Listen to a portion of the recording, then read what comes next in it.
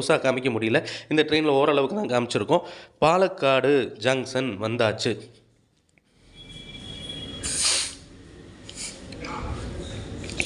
பாலக்காடுக்கு 7:03க்கு வர வேண்டிய ட்ரெயின் கிட்டத்தட்ட ஒரு 7 நிமிஷம் முன்னாடியே வந்துருச்சு. எந்நேரம் வந்தாலும் என்ன, கிளம்பக்கூடிய அதே 7:05க்கு தான் கிளம்பும். கிட்டத்தட்ட 55 கிலோமீட்டர் 1 மணி நேரத்தில் இந்த ரயிலானது ரீச் பண்ணியிருக்கு. 1 மணி நேரம் கூட இல்லை. இந்த பாலக்காடை பொறுத்தளவு 2 ரயில்வே ஸ்டேஷன் இருக்குது. இது வந்து பாலக்காடு சந்திப்பு மெயினாக. இது இல்லாமல் பாலக்காடு டவுன் ஒரு ஸ்டேஷன் இருக்குது. இந்த பாலக்காடு டவுனுக்கு வரணும் அப்படின்னா இந்த பெரும்பாலான ரயில்கள் நம்ம அந்த பொள்ளாச்சியிலிருந்து வரக்கூடிய ரயில்கள் பாலக்காடு டவுன் வழியாக வரும். பாலக்காடு டவுனுக்குனே ஒரு ட்ரெயின் கூட இருக்குது. பாலக்காடு ஸ்டேஷன் காலைல பார்த்தீங்களா எவ்வளவு பிஸியாக இருக்குது அப்படின்ட்டு.